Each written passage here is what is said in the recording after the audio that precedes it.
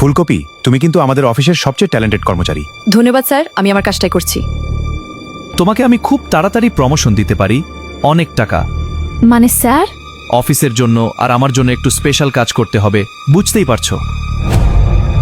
এই যে চলে এসেছো, খুব ক্লান্ত লাগছে তোমাকে। হ্যাঁ একটু। এই নাও বাড়ির খরচের জন্য। এত টাকা কোথা থেকে? আরও পাবো, সামনে অনেক টাকা আসবে। আরো? তুমি বুঝবা না।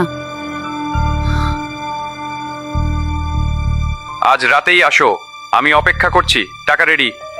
ঠিক আছে, আসছি। এই রাতে কোথায় যাচ্ছ? অফিসে একটু কাজ আছে। রাতে অফিসের কাজ? তুমি বুঝবা না, তুমি তো কিছুই করো না। 2 দিন 3 দিন হয়ে গেল, ফুলকপি এখনো ফেরত আসলো না। প্লিজ ধরো, একবার ধরো। কোথায় গেলে তুমি? কি হয়েছে তোমার? আমি কি করব এখন? কোথায় খুঁজবো? তো